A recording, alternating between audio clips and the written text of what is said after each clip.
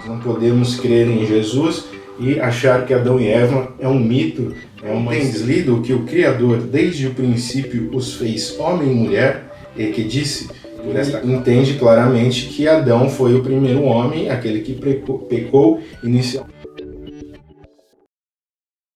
Olá, bem-vindo à Boa Teologia. Nosso tema de hoje é Adão e Eva existiram?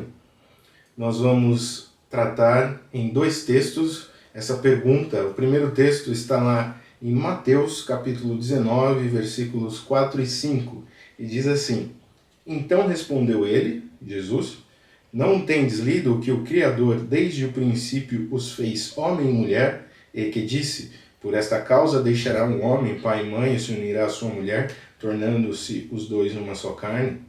Aqui nós temos palavras de Jesus Cristo falando que desde o início o Criador, Deus, criou o homem e a mulher, ou seja, criou Adão e Eva. E ele menciona que estava nas Escrituras, fala para aqueles que estavam contestando ele, pergunta se eles não leram o que estava escrito. Está claro no capítulo 2 de Gênesis, a criação do homem e da mulher.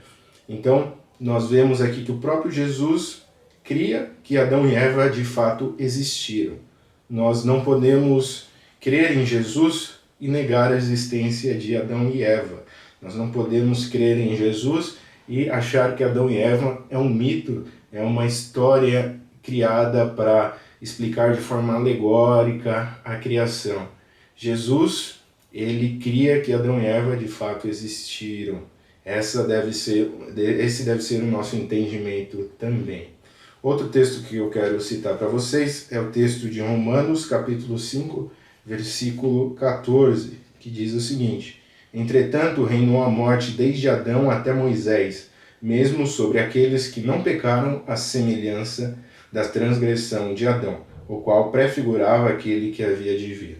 Aqui nós temos o apóstolo Paulo falando aos romanos, no seu tratado teológico, e Paulo faz toda a sua argumentação, a sua definição de o porquê Jesus veio ao mundo, baseado na condição do homem, do ser humano.